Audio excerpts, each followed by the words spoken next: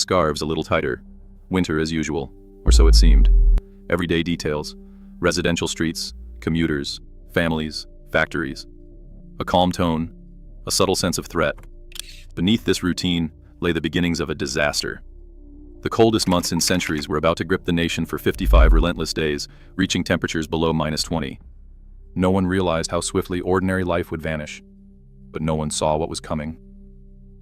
Snow began to fall, and did not stop. By the end of January, each morning brought a fresh layer, covering rooftops, clogging alleyways, and settling into drifts along fences and hedgerows. The Met Office recorded snow somewhere in the country every day, an unbroken run that would last for 55 days. In towns and villages, people woke to find paths blocked, doors frozen shut, and familiar streets transformed into narrow corridors between high white banks. Temperatures dropped lower than most could remember. On some nights, the thermometer plunged below -21 degrees Celsius. Pipes froze solid. Icicles hung from guttering like glass knives. Cold crept into every corner, seeping through walls and under doors, numbing hands and stiffening boots. In the Cotswolds, snow piled so high that garden gates vanished. On the North Yorkshire moors, fields disappeared beneath a white silence that muffled every sound. Newsreels showed children tunneling through drifts to reach their schools, and farmers shoveling for hours just to free a single barn door. Each day, the snow deepened, and the world grew smaller. At first, people shrugged it off as another hard winter, but as the days stretched on, the weight of snow pressed down on roofs, on roads, on routines. It became an adversary, relentless and patient, settling in for a siege no one had imagined. In the heart of the city, traffic moved more slowly. Snowbanks pressed against the curbs, narrowing lanes until only a single car could pass at a time. Buses crawled along their routes, engines straining in the cold, while shopkeepers swept doorsteps in vain, the powder returning as quickly as it was cleared. Along the river, the Thames wore a jagged collar of ice that thickened with each bitter night. Barges sat trapped against the embankments, their hulls locked in place. On bridges, pedestrians paused to watch the flow of broken ice, a sight not seen in decades. In the suburbs, drifts rose shoulder-high along garden walls. Footpaths vanished beneath white ridges, and hedges disappeared entirely. Children tested the depth with sticks, finding only more snow beneath the crust. Milkmen and postmen struggled through waist-deep powder, deliveries delayed or abandoned altogether. Rural lanes twisted between frozen fields, the only tracks those left by a single cart or a lone walker. Every morning, the world seemed smaller. Windows frosted over from the inside, water pumps seized up, and the familiar sound of running water faded from kitchens and sculleries. By late January, the cold stretched beyond inconvenience. It pressed on the city's routines, slowed deliveries, and made the old ways of keeping warm feel suddenly inadequate. No one spoke yet of crisis, but the signs were everywhere. The river locked in ice, the silent streets, the snow that never melted. Beneath the stillness, pressure was building on transport, on supplies, on every system that kept daily life moving. The weather was not letting go. Coal piled high at the pit heads, but it might as well have been locked in a vault. The frost reached deep into the stockpiles, turning loose lumps into frozen blocks that no shovel could break. Railway wagons, 750,000 of them, sat idle on sidings, trapped by snowdrifts and ice. For days, trains could not move. Coal that powered the nation's homes and factories was stranded, just out of reach. In boardrooms and ministries, reports from the National Coal Board grew more urgent. The numbers were stark, power stations were burning through dwindling reserves, and deliveries had slowed to a trickle. The Minister of Fuel and Power, Emmanuel Shinwell, faced a choice with no good outcome. On the 28th of January, the government issued an order. Electricity would be rationed, factories would close, and domestic supply would be restricted to just 19 hours a day. The announcement was carried in newspapers and read on the radio, but the reality arrived in silence. Lights flickered and died in kitchens and parlors. Street lamps went dark. The hum of machinery faded from industrial towns. In some places, even the radio fell quiet, broadcasts cut short to save what little power remained. The emergency measures were blunt and sweeping, but there was no alternative. Coal could not be moved, and the country's lifeblood, heat, light, and work began to drain away. What had started as a distant problem at the mines now pressed against every window and door. The cold outside was matched by a new chill within. as families waited in the half-light for news, for warmth, for the return of ordinary life. Factories emptied in the middle of the working day. Sirens that once signaled shift changes now sounded for closures, echoing through streets lined with shuttered shop fronts. In the Midlands, thousands of workers filed home, their pay packets lighter with each passing week. Notices in factory windows spelled out the reality. Closed until further notice. No coal. Inside terraced houses and city flats, families gathered in the half-light. The electricity faded, then vanished altogether. Children read by candle, their breath rising in small clouds. In kitchens, mothers wrapped their youngest in scarves and extra jumpers, rationing the warmth from a single smoldering fire. Blankets, wool, patchwork, anything at hand, were pulled from cupboards and layered on beds, chairs, laps. Some hung rugs over doorways to block the drafts. Others heated bricks in the oven while the power lasted, carrying them to bedrooms as makeshift hot water bottles. A mass observation diarist wrote that there was no electric, no coal, and people huddled under blankets. Another described the silence, the hum of the mill gone, only the wind and the ticking clock. In the city, shopkeepers set out candles for sale, their windows dark except for a single flickering flame. Street lamps stayed dark, and neighbors carried torches between houses. With each blackout, the ordinary rituals of evening, radio news, tea by the fire, homework at the table, became distant memories. In some homes, the only light came from a sliver beneath the door, where a neighbor's candle still burned. The world shrank to a few cold rooms, a handful of dim faces, and the hope that the power might return before morning.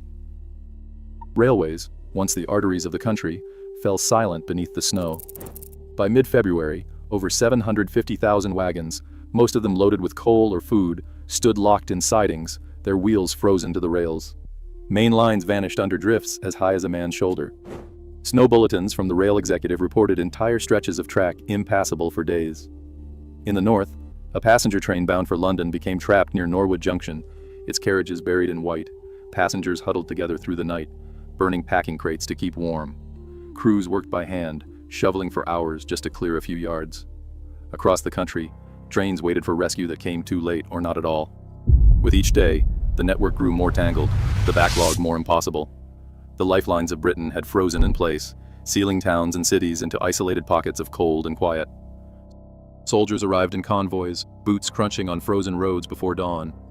The Royal Engineers set to work, shovels and bulldozers clearing drifts that swallowed tracks and buried villages. In the Calder Valley, men from the 53rd Field Squadron hacked through snow walls as tall as a lorry, escorting coal wagons inch by inch toward power stations. Army trucks rolled into cut-off towns, delivering sacks of coal and crates of tinned food. In the hills above Upper Teesdale, RAF Dakotas circled low, dropping supplies to farms marooned for weeks. Uniformed men became a daily sight, digging, hauling, handing out bread at church halls. Each operation was urgent, improvised, and relentless. Civilian authority faded into the background as the crisis demanded a military answer. Britain's infrastructure cracked under 55 days of relentless snow, but memory fades faster than ice melts. As energy systems face new threats and winters grow less predictable, the old lesson stands. Resilience is forgotten until crisis returns. Vulnerability never truly disappears. It just waits for silence to settle. December 1962. Britain slipped into a chill deeper than most could imagine as an eerie calm masked a deadly atmospheric blockade settling overhead. By Boxing Day, unnatural silence turned to chaos. A train slammed into disaster near Coppenhall, killing 18 as temperatures dropped below -22 degrees. How could a nation be brought to its knees by the big freeze? The answer begins with a single catastrophic breakdown. A dome of high pressure anchored itself over Scandinavia on December 22, 1962, setting off a chain reaction that would lock Britain in Arctic cold for over 2 months. The Met Office, tracking synoptic charts by hand, watched as Atlantic storms veered north, unable to break through the wall of still air. Instead of the usual procession of mild, damp westerlies, a relentless flow of easterly winds swept across the North Sea, drawing bitter air from Siberia and the Arctic straight into the British Isles. Temperatures plummeted night after night, reaching -22.2 degrees Celsius at Braemar in Scotland by January 18th. With the jet stream displaced far to the south, the Atlantic's warmth was shut out. Each weather front that reached Britain stalled and died. shedding its moisture as snow. The snow did not melt. There was no thaw, only a slow accumulation as the ground froze hard beneath a deepening white crust. From late December until early March, much of England and Wales saw snow cover that never lifted. In Reading, snow lay on the ground for 38 days, 5 times the modern average. Across the South and Midlands, rivers and canals froze, and in some coastal towns, even seawater turned to ice. The Met Office climatologists would later rank this winter among the 3 coldest since records began in 1659, surpassed only by the winters of 1683 to 1684 and 1739 to 1740. The block's persistence was extraordinary. From December 22 until the first week of March, Britain remained under the grip of this atmospheric stalemate. Each clear night, radiative cooling over snowfields sent temperatures lower still, compounding the freeze. This atmospheric blockade did more than bring cold. It strained every part of the country's infrastructure, from railways to power lines, and set the stage for cascading disruptions that would touch every corner of daily life. Boxing Day, 1962. Temperatures stayed well below freezing as darkness crept over the rail lines north of Crewe. At Winsford, the Liverpool to Birmingham train led by an electric locomotive ground to a stop at signal 114. The driver stepped out into the biting cold, breath hanging in the air, and reached for the lineside phone to call Coppenhall Junction. The signalman's answer was grim. Points ahead were frozen, congestion was mounting, and no trains could move until the blockage cleared. Inside, nearly 300 passengers waited, coats pulled tight, unaware that another express was drawing closer from behind. The midday Scot, running from Glasgow to London with 13 coaches and over 500 people aboard, approached the same stretch. Its driver, Russell, halted behind the Birmingham train at a red signal. Regulations required him to contact the signalman before moving. He tried the signal telephone, but the line was dead. All upline phones had failed minutes earlier, likely frozen or shorted by ice. With no way to communicate and pressure to keep the schedule, Russell invoked the emergency stop and proceed rule meant for rare situations and only with extreme caution. He moved forward, but not at the slow crawl the rule demanded. Ahead, signal 110 switched from red to yellow, cleared for the Birmingham train, which had just begun to move. Russell saw the yellow aspect and, misreading it as permission to accelerate, picked up speed.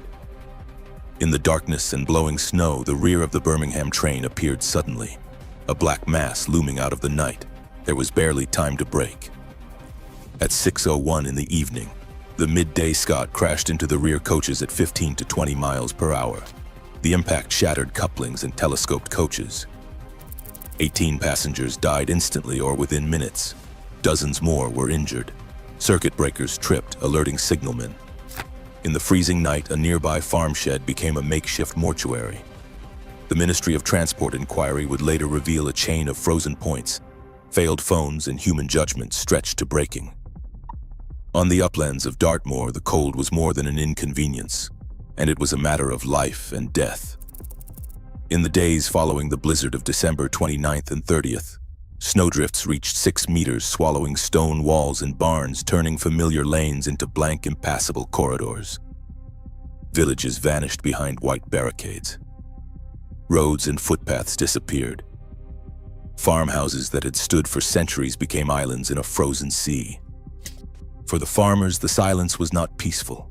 It was the sound of animals trapped beyond reach, herds and flocks scattered across fields now buried under snow. On Dartmoor alone, 6,000 sheep and cattle went without food for 4 days, their hay and silage stores cut off by drifts too deep for any tractor or horse. By the second night, the only way to reach them was from the air. Royal Air Force helicopters, pressed into service by desperate calls from the Ministry of Agriculture, dropped bales of hay and sacks of feed into white fields.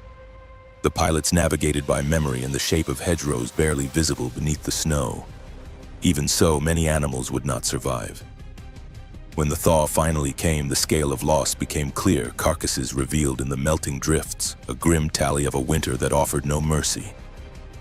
Farmers spoke of helplessness, of walking out each morning to see another dozen sheep lost, or a barn roof collapsed under the weight of ice. Some families burned their last coal in kitchens colder than the outdoors, rationing food and paraffin, waiting for a snowplow or a passing military convoy. In the uplands, isolation was measured not just in miles, but in days without news, weeks without mail, and the growing certainty that help might not arrive. Survival depended on neighbors sharing what little they had: fuel, food, a working radio. Relief sometimes came in the form of a single army lorry, headlights pale against the drifts, bringing bread, milk, or medicine to a village unseen for a fortnight. The hardships of the countryside often went uncounted, their scale hidden beneath the snow, but the toll on rural life was as real as any headline from the cities. By New Year's Eve, the freeze had pushed city life to the edge. Across Britain, 200 major roads and 25,000 miles of highways were blocked by snow or ice. Buses and lorries were abandoned at odd angles, engines frozen solid with only the scrape of shovels and the distant hum of a single snowplow breaking the silence. In Manchester, London, and Birmingham, household taps ran dry as water mains froze beneath the streets. For thousands, the only source of drinking water came from corporation carts trundling through neighborhoods, with families queuing in the cold for a few gallons at a time. Inside homes, the cold crept in. Ice formed on the inside of bedroom windows, and in some flats, water froze in the toilet cisterns. Coal deliveries, already stretched thin by blocked roads, began to fail. Households rationed the last lumps from scuttles, burning scraps of wood or even old furniture to keep a single room warm. Gas pressure dropped. Electricity flickered or cut out altogether in some districts, leaving families to huddle by candlelight and hope for a break in the weather. Milk rounds ground to a halt. Delivery vans could not get through side streets, and even when farmers managed to milk their cows, the bottling plants and dairies were paralyzed by transport failures. In some areas, milk spoiled or had to be dumped while city children went without. Rubbish piled up on pavements, uncollected for weeks. Postal deliveries slowed to a crawl, and newspapers arrived days late or not at all. Municipal workers faced a losing battle. Crews dug out hydrants, thawed pipes with blow lamps, and tried to clear main roads, but the sheer scale of the freeze overwhelmed every effort. Public notices urged residents to conserve water and share coal. In council offices, emergency meetings stretched late into the night, searching for solutions as the city's basic systems buckled under the weight of the cold. For millions, the crisis was no longer a headline from the countryside. It was the daily reality, unfolding in every street and every home. Extreme winters still threaten Britain as climate change fuels unpredictable swings between flood and freeze. The Big Freeze isn't just history, it is a warning. Infrastructure, communities, and lives all remain vulnerable. What we learn from the past shapes how we survive the next storm. Share your thoughts below.